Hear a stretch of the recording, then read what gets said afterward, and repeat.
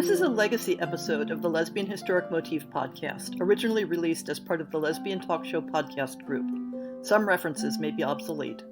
The show looks at lesbian-relevant themes in history and literature, has interviews and discussions about current historical fiction with queer female characters, including fantastic versions of the past, and presents new original historical fiction for your enjoyment.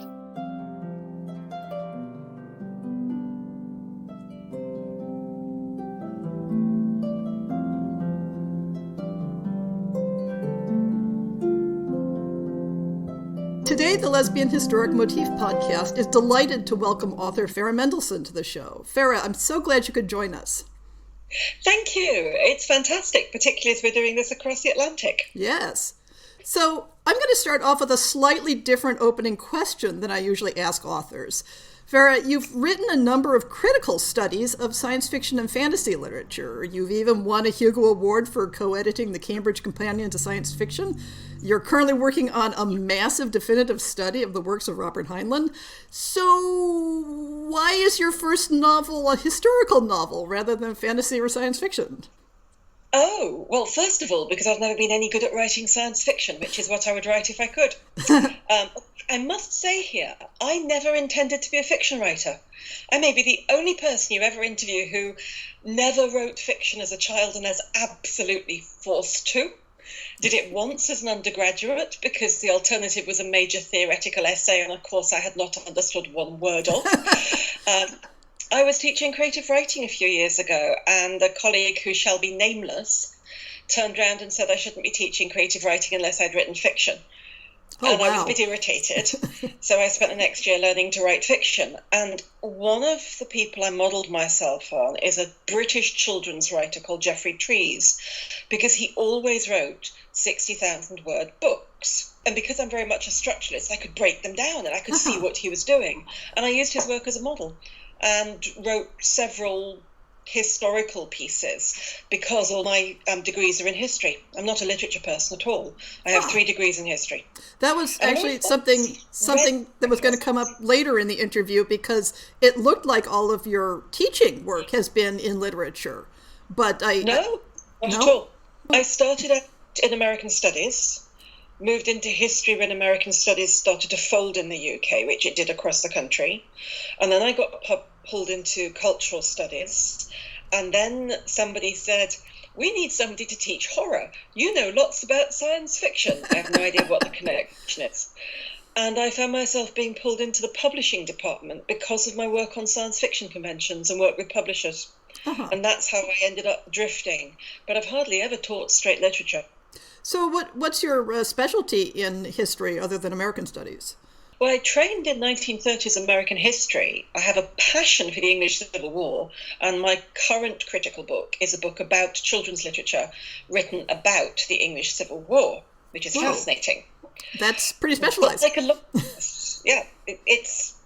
It really is riveting. There is almost nothing more exciting than the English Civil War for all sorts of reasons, not least because the rate of literacy was at an all-time high and lots of people from sections of society you would not expect either to have left documents or to be engaged in politics, left documents and were engaged in politics.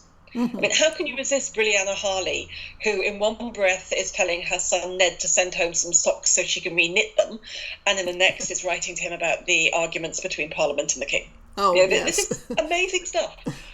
But the Regency, of course, we all read Georgette Heyer. Yes.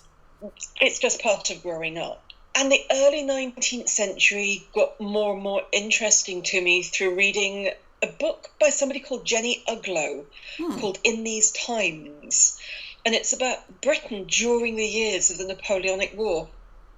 And the lot of stuff I'd never quite understood about that period started to make a lot more sense, which is that Britain is under siege, it's poor, it's isolated, and it's insular.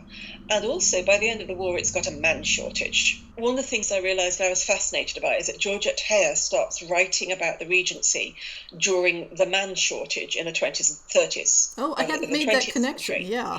But what she's replicating is the post-Waterloo situation. So the two periods actually match quite neatly in terms of the romantic stresses of the period. And that, I think, may be why the stories she tells work so well for her initial audience. Mm-hmm. And it's why you have quite a lot of characters in it who are older women who've missed out because their generation died on the field of Waterloo. It is a fascinating period, and it's one that a lot of people don't really make enough of when they write in that period. And they always tend to focus on London or the countryside, when it's the period that the great cities like Birmingham, Manchester and Leeds are rising up. And I come from Birmingham, and if you come from Birmingham, you tend to be a bit of a patriot. It's a lot like Chicago. Mm-hmm. If you think of the atmosphere of Birmingham as being very similar to Chicago, that sense of being a second capital. Uh-huh. And I was thinking that what you were saying about the types of stories that get written during a man shortage, that with the American Civil War, the same dynamic was part of what contributed to women's relationships, the whole, romantic friendship, Boston marriage era. Yeah, where women were making their own households because they were extras. Oh, and this is a total piece of trivia. So one of the writers I've been looking at this week is an American writer called Mary Beulah Dix. I think I've got her name right. She's an American Boston woman who wrote historical fiction, which is very good, two of which are set in the English Civil War, who had close relationships with her female publisher and another writer and never got married. And one of her stories is about a girl dressing up as a boy to go off to the war because this child desperately wants to be a boy. And there's a lovely line in it about any sensible girl has always wanted to be a boy. It's just... little red flags going off everywhere. I think she went to Radcliffe, and I'd love to find out more about her. Obviously, a late 19th century lesbian writer. Yeah. So let's move on specifically to your book. I think it has become apparent in our discussion that this is a Regency romance type. So let me read the cover blurb for Spring Flowering. Got the cover blurb to work from because at the time we're recording, the book hasn't actually come out yet, though it will be out, as I understand, by the time we air. So here's the blurb. Everything changes for Anne Grey when her father dies and her closest friend Jane marries and moves away. Anne must give up the independence and purpose she found as mistress of her father's parsonage in the country and move to her uncle and aunt's new-style house in the growing city of Birmingham. The friendship of Anne's cousins, especially the mathematically inclined Louisa, is some compensation for freedoms curtailed. But soon Anne must consider two very different proposals, either of which will bring yet more change. Should she return to her village home as the wife of the new parson, Mr. Morden, or become companion to the rather deliciously unsettling widow, Mrs. King? Do you follow more Georgette Heyer, or are you following Jane Austen? Is it more the modern Regency romance style, or? I don't know. In some ways, it's not quite either, in that there are no grand happenings in this book. It's a very straightforward story in which Anne's father dies and she goes to live with her family in Birmingham. And she meets people and she starts to settle in and she starts to develop. And it's quite a domestic story. So in that sense, possibly closer to Jane Austen. But you can't be Jane Austen because Jane Austen is writing for people who take for granted the world she's writing about. Yes, yes. And very often it's actually easy to misread. Just a little example. I had a PhD student who wrote about how Jane Austen's work reflects the esteem in which the Navy was held. And having read Jenny Uglow, I was able to say to her, no, Jane Austen is writing about the esteem she wants the Navy to be held in. The Navy is actually looked down on in this period, partially because it's a vehicle for social mobility, as in it lets oiks become admirals. Tut, tut, tut. Yeah, that comes up in a number of places, I've noticed. It does. And she's assuming lots of stuff that we can't, because I can't assume that, for example, you know the city of Birmingham. I can't assume that you know the button trade of Birmingham. So I had to set the book within a particular 3 years, because if I didn't, there's no theatre. Why is there no theatre? Because Birmingham is a non-conformist city. I think the Unitarians are growing so fast. No, it's the Methodists. They're growing so fast that they build 3 separate chapels on the same site over 20 years. The chapel doesn't stay big enough. And I had to explain things like that. The fact that the nonconformists are actually okay with things like music hall because that's just performance, but they aren't okay with theatre because that's pretending to be somebody else, and that's untruthful. Yes, but in the excerpt from your book that I saw on the website, it was clear that the nuances of the various religious movements were going to be key to some of the characters. Yes. And that's the kind of thing that a 19th century person would take for granted. But I can't assume that a 21st century reader will know anything about. I mean, I didn't actually include the Quakers, even though it's a group I know most about, because 19th century Quakers don't look like anything like 17th or 20th century Quakers. And getting into that, people wouldn't believe me when I explained they're barely even pacifists in that period. So when you were writing this book, were you treating it sort of as an homage to the genre of literature or more as a historical project? Actually, it was a challenge. A friend of mine, Jane Carnell, who I've known for many, many years, we were having a discussion about whether we thought you could write a lesbian regency. And she felt it couldn't be done because you couldn't get the hierarchies or the relationships right. And I thought it could be, as long as I stayed within certain conventions that were an issue in the period. So there's a very good book called In the Georgian Household. I think I've got that book. Amanda Vickery. It talks about the degree to which industrialization left families very anxious about their daughters. And a lot of reason why some women stayed unmarried was because they didn't get to meet men. So if you look at the Victorians, they tend to marry cousins and friends of brothers. They stay very much within the family, because that way you can make sure your daughter is safe in a world that is increasingly full of strangers. And I realised that I could meet some of Jane's concerns if I moved Anne into a quite tight-knit context. So all of Anne's possible suitors are either relations or business partners, either of her father, Ada Parson, or of her uncle, Uncle Joshua. And I wanted to make that work. And that was part of the challenge that I set out to do. And the other challenge was that I really wanted some sex. I didn't want to write a coming out narrative. So this isn't a coming out narrative, not least because I don't think the Georgians would have understood it that way. To start with, they were much more sexual beings than the Victorians. They were much more comfortable about talking about sex. They knew what was underneath women's skirts and in men's trouser flaps, because, 80% of the population is still rural in this period. They know what animals do. Yeah, one of the things that I find interesting in talking to authors of lesbian historic fiction is how many of them don't understand the cyclicity of sexuality and think that you go back to the Victorian era and everybody was uptight and nobody had sex, and it must have been like that all the way back in history. But the Victorians had big families. Yes, I'm talking myths you here. Don't get big families by not having sex. But I remember my father talking to me years ago when I very first told him about my sexuality, and he told me about the nice two ladies who lived next door and only had one bed. And everybody knew, but nobody talked about straight sex either. So in some ways, the most tricky point for homosexuals has been when heterosexuals start talking about sex publicly.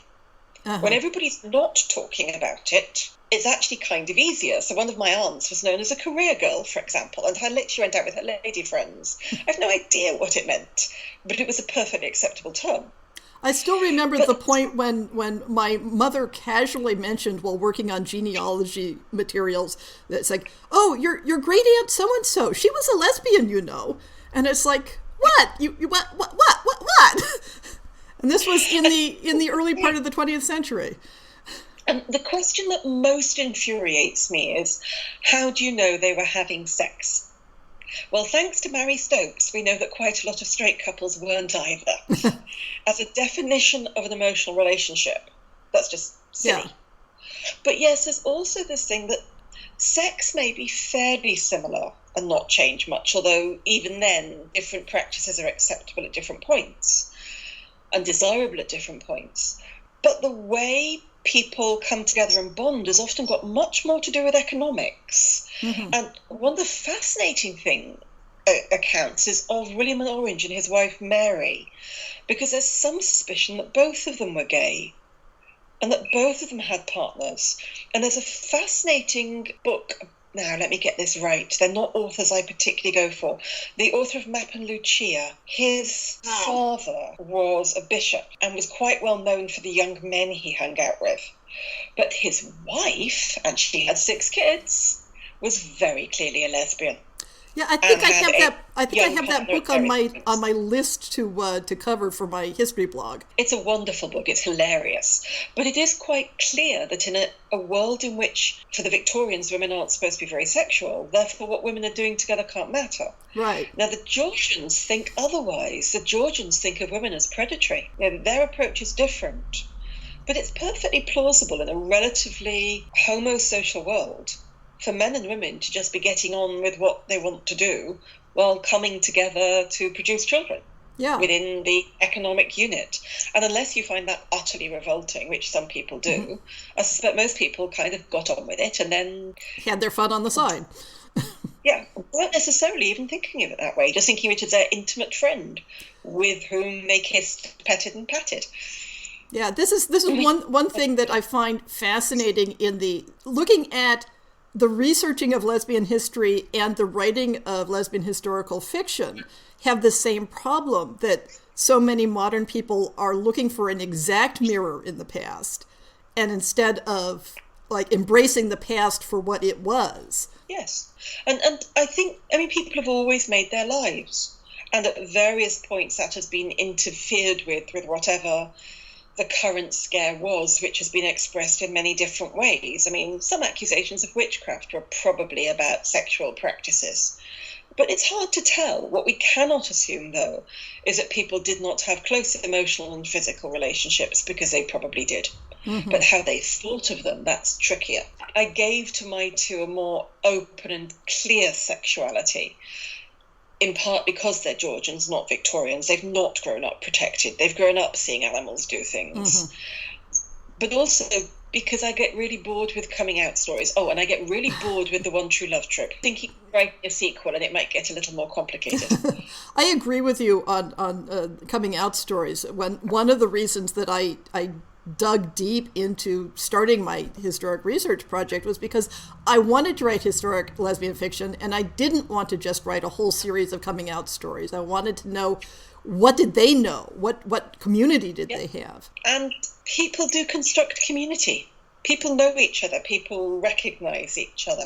As I said, I'm thinking of a sequel, and that will involve some of that construction of community. Great. I'm looking forward to that. So in addition to this sequel, are there any other projects of yours that you'd like to mention for the listeners? I don't think my other work would be remotely interesting to people. Although the book I haven't finished is the book on the children's historical writer Geoffrey Trees, and I'll be working on that later next year. So if you're interested in historical fiction, he's fascinating because he starts writing in the 1930s. He is a genuine communist fellow traveller, by which I mean he goes to all the meetings but doesn't join.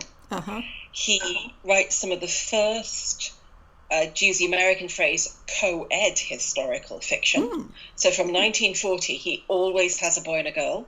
He has an awful lot of cross-dressing girls. He tries to write feminist heroines from very, very early on, before it's the norm for male writers. That might interest people. Yeah. But the romance work is definitely something I think I'm going to pursue. It was rather a shock when this got picked up. I should explain. I tend to blog when I'm writing, and I do it because people asking me questions about my writing keeps me going. And this was actually a NaNoWriMo project. And as I was blogging and got to the end of it, Fiona Pickles asked if she could read it, and I said yes, thinking nothing of it. The next thing I knew, found myself with a contract offer, thinking, what? But, and as anybody will tell you, I have been saying for 20 years, oh, I'm not a writer, it's just I have things to say, and the only way I can do those is to write them now. And I've now been told very firmly I am not allowed to say I am not a writer anymore. And I assume that the book will be available through all of the regular outlets, Amazon and It's a standard Kindle book. I mean, if you want a description, I would say it's nice, slushy bedtime reading. It was never intended to be a super exciting thriller or anything like that. It was the kind of thing I would want to read at night in bed with chocolate. So on the off chance that our listeners find you utterly fascinating like I do and want to follow you online, do you have a blog? Do you want to give out your Twitter handle, Facebook?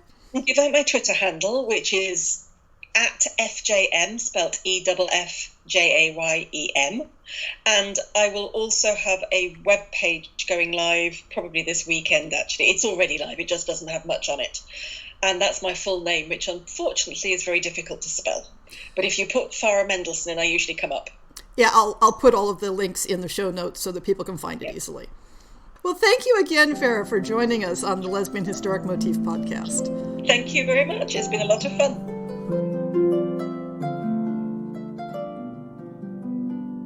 I hope you've enjoyed this episode of the Lesbian Historic Motif podcast. See the show notes for links to people and topics. Most shows will have a transcript linked as well. If you have a book announcement, a topic suggestion, or might like to appear on the show, please drop me an email. If you enjoyed this podcast, please rate it and subscribe on your favorite podcast app, and consider supporting our Patreon.